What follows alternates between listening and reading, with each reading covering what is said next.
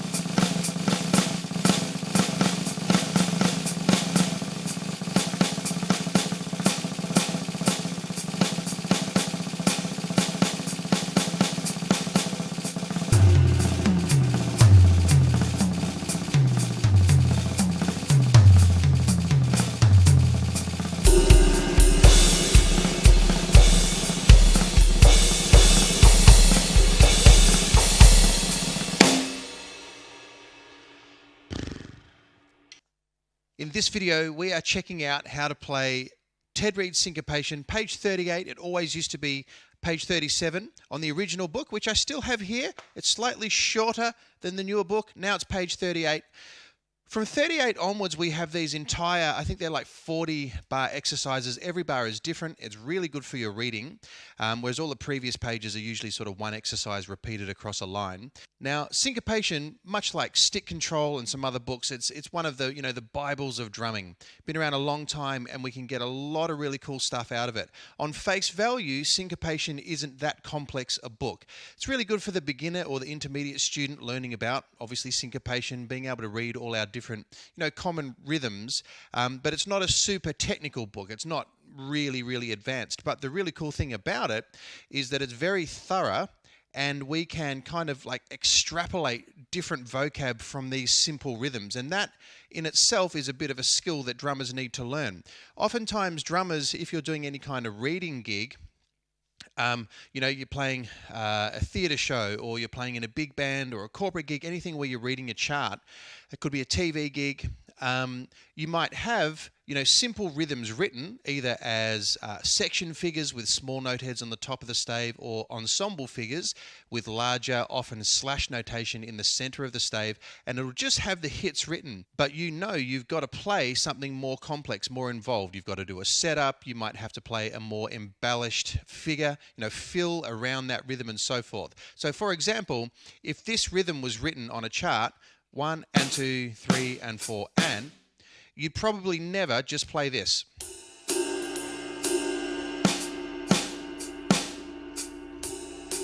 Unless there was a really specific reason to do that.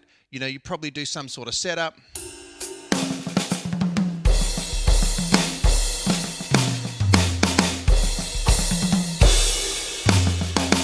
Whatever it is, okay?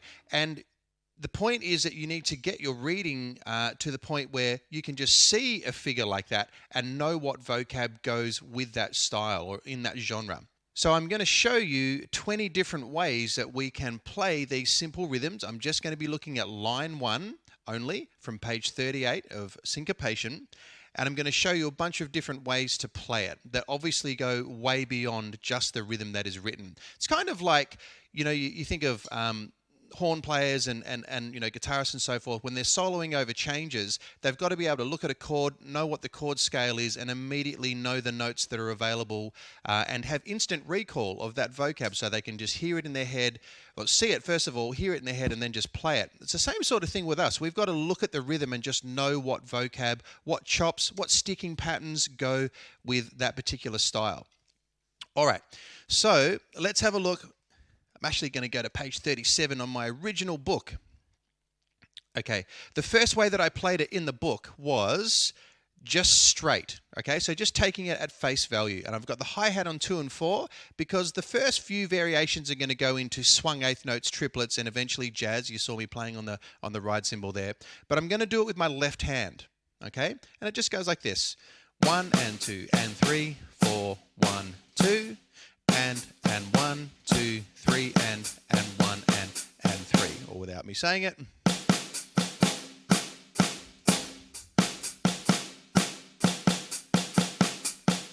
Now, even with that, you could do so many things. You could do a basic rock beat.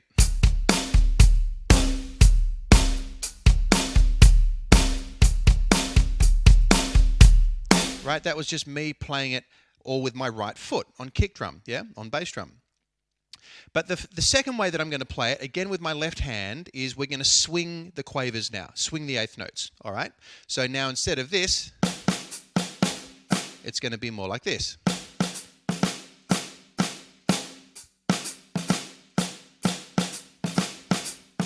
And if you're just starting out and you don't know what swinging an eighth note or swinging a 16th note means, basically we're delaying any of the notes that fall on the one and. Okay, now that doesn't necessarily mean it's written as an eighth note. You can see right on that first bar there that they've actually written an eighth note and then a quarter note, but it still lands in between beats 1 and 2. So you delay them a bit.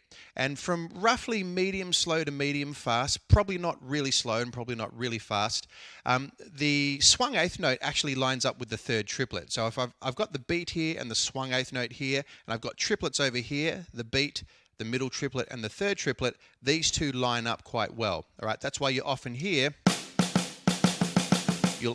fills in the jazz style at that tempo range are often swung eighth notes and triplets, or 16th triplets. Okay, so that's what's going on there. Now the third way that I played it,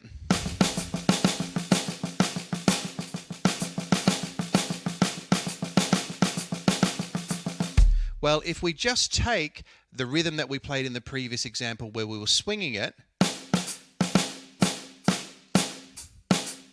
etc., we're going to use that as like sort of the phrase points or the rhythmic phrase points. And what I'm doing in this third variation is I'm playing entirely soft triplets, so sticks low to the drum, and I'm just accenting wherever one of those rhythms falls. So in bar 1, instead of just being 1 and a 2 and a 3 and a 4 and a, I get, but it's all single strokes. Right, left, right, left, right, left, right, left, right, left, right, left, right. So I'll keep the feet going.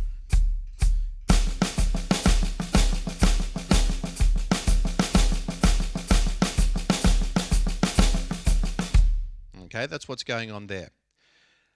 In the next exercise, I'm doing exactly the same thing, but I'm just buzzing all the notes. I did a little buzz roll version of it. Okay, so instead of being, I just went, and that looks like this.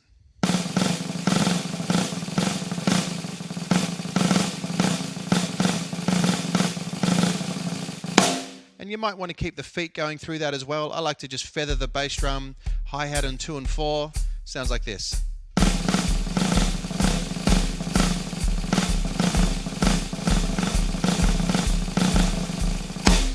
Okay? In the next exercise, we're doing the same thing, but this time I'm still playing those accents with single strokes. But this time, the in-between triplets, I'm doubling them up with soft double strokes. So instead of triplets, the double strokes are now 16th triplets, right? So the first bar, 1, 2, instead of this, it's now. Okay, let's have a look at that. We've got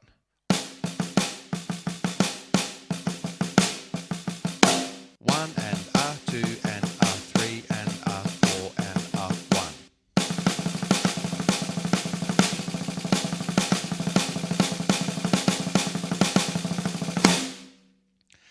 Now, that's a really important one because it sets up the next two examples. Using that exact same sticking concept and all those same patterns, we simply put the accents, those single stroke accents, now on toms.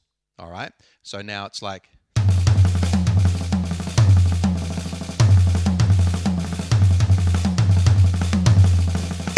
Now, whenever I give this exercise to a student, so that we're not overwhelming the student with different options and where to go and whatnot, I just say, put all the right-hand accents on floor tom, all the left-hand accents on first tom, as if you just had a 4-piece kit. And then after that, sure, you can do whatever you like. But that's all we're doing. We're taking this and putting all right-hand accents here, all left-hand accents up there. Sounds like this.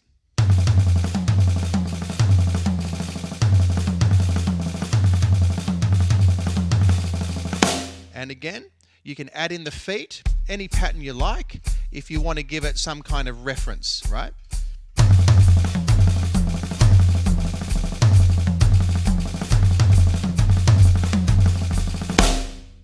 Okay, the next one was the same thing, but I put all right-hand accents on the ride cymbal. You can crash the ride if you want, and you can play the left-hand accents on snare. I really love this one. Don't know why, just do. And you can rim shot the left accents too if you want. Of course, all this stuff depends on the gig, the room you're playing in, all that sort of stuff, but practice a few different options.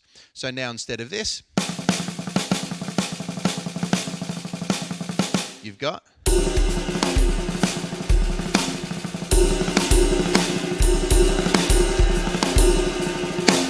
And importantly, you could hear every time I was hitting the cymbal, I was actually playing the bass drum as well.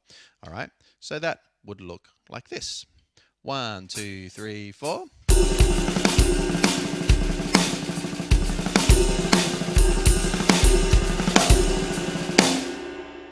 So obviously the first bunch of exercises there focused heavily on like rudimental technique. Lots of single stroke accents mixed with double stroke rolls, putting it around the kit, little buzz roll version in there as well. The next bunch are going to focus on grooves in different genres. And I think this is really important. And I think it's important, you know, I was taught this by an amazing jazz drummer here in Melbourne, Danny Fisher, when I was 16. And it totally blew my mind. I didn't even know drummers did this.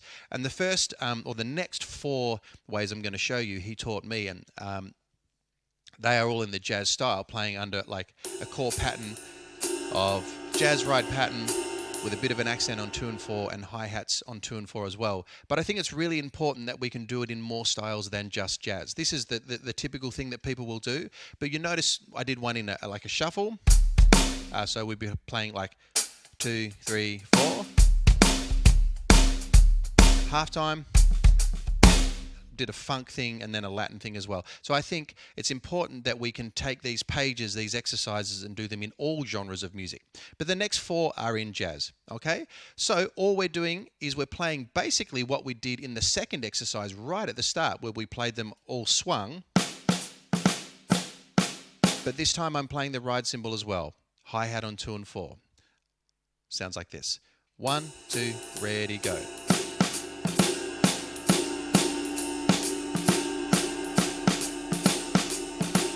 Okay, that's that one. The next one, I'm doing it with the bass drum. So I'm reading the snare rhythm, but I'm playing it on the bass drum. Yes, we know with syncopation, they've got the quarter note pulse the whole way through. We're ignoring that, and we're just playing the snare rhythm on the foot. And that sounds like this.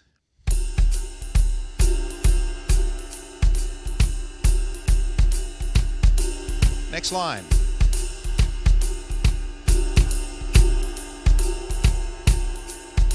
Next line.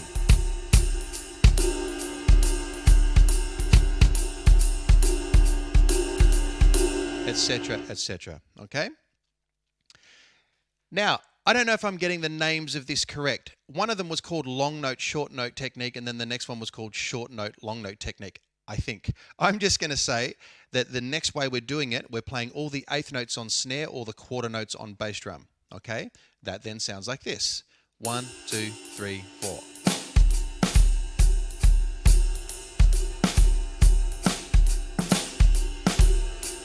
And then the opposite. Eighth notes bass drum, quarter notes snare.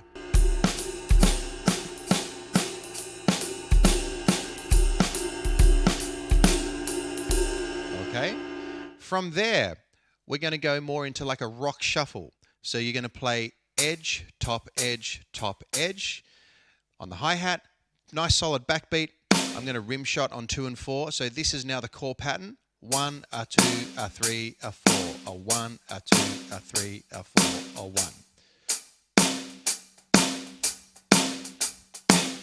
And again, just playing the bass drum as the snare drum line. 1, 2, ready, go.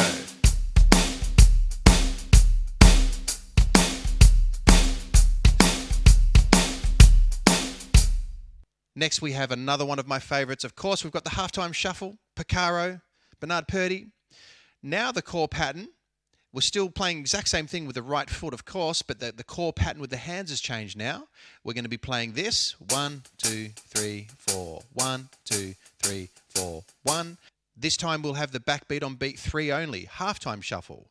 1, 2, 3, 4. 1, 2, 3, 4, 1. And then, of course, our famous middle triplet, ghosted triplet.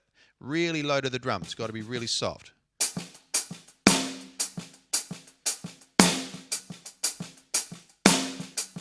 Now, you can do it two ways. You can either play the ghost note straight after beat 3. That'd sound like this.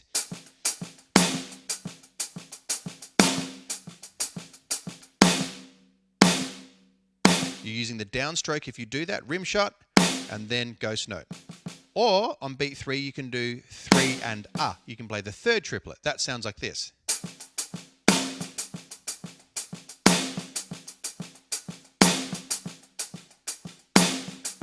Now, there's a little bit of debate with the Rosanna groove as to which one did Picaro do. I don't know. Doesn't matter. They both sound really good. 1, 2, 3, 4.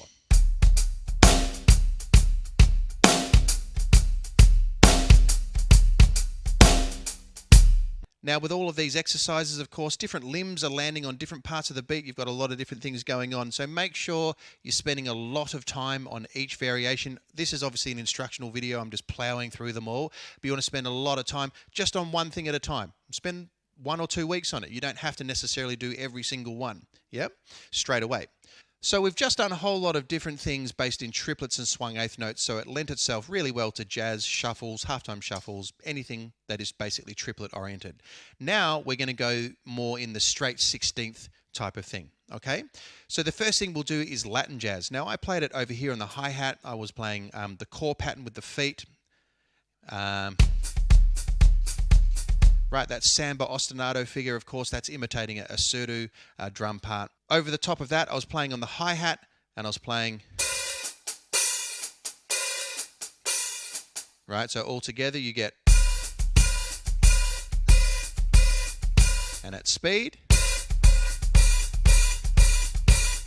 But you could do it on the ride cymbal.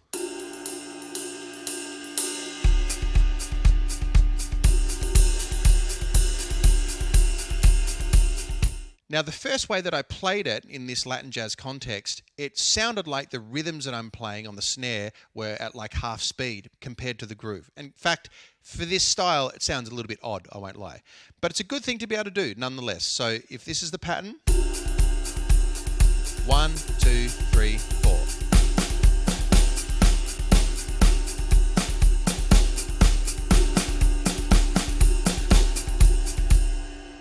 Yeah. You might or might not play something like that. Certainly when you play it double time, it sounds a little bit more in the style of that kind of Latin jazz thing.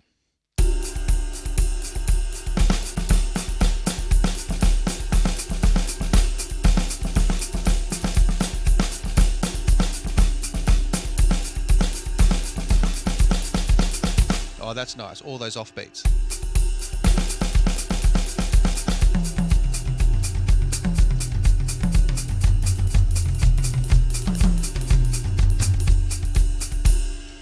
So that's a couple in Latin jazz, and then because we were within 16ths, I went straight into a paradiddle thing. Anyone who doesn't know, right, left, left, right, left, playing the accents, shoulder of the stick, edge of the hi-hat, and rim-shotting snare accent. All the other notes, a tip of the stick on the top of the hi-hat for that shorter, or that softer, thinner sound, and then ghosting on snare as well, all right? So that looks like this.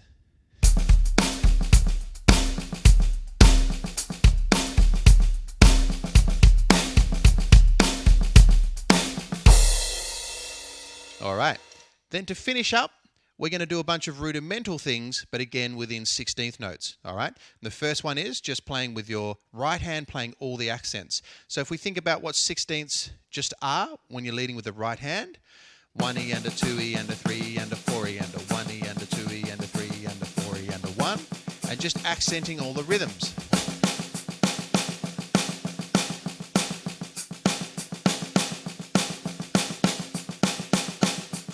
Then buzz. This is the next one.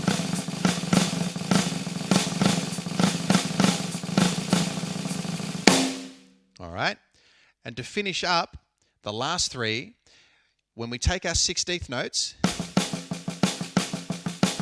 this time the in-between 16th notes, like we did with the triplet thing earlier, we're going to double them up with soft double strokes. So bar 1, for example, instead of being this, it's going to be, which really slow is this.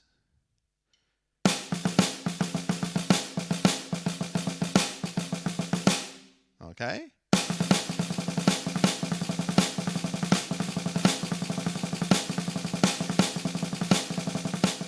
And then the last two, we're just putting that around the toms.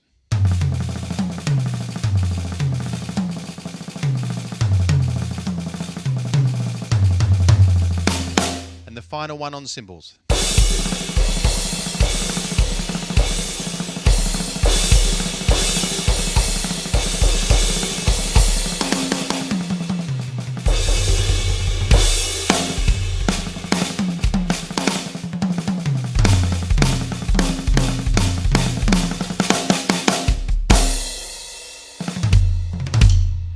So there you go. That's 20 different ways that you can play just line 1 of page 38 from Syncopation. Of course, you want to go through the whole thing, the whole page. You don't just want to do line 1. And just pick one concept. I think I gave you about 20 then. Just pick one and get good at it. Yeah, I didn't learn all this stuff overnight. You're not going to either. You just need to spend time developing the vocab. So you can see it's a really good thing to practice. Not only are you learning vocab and grooves and different things for different genres, but it's really good for your chops as well. You know, like I have a light sweat now just from doing this video. It's really good. You could use it as a warm-up as well. Okay? All right, guys. Love to hear your feedback. Give me a like and a subscribe if you enjoyed the video. Comment below. I'd love to hear any variations that you've come up with. These are certainly not the only ones. It's just limited by, you know, your own creativity. You could come up with your own ideas for sure. I'll see you next time. Be sure to click the link below for instant access to your free 7-day trial of I Can Play Drums Pro.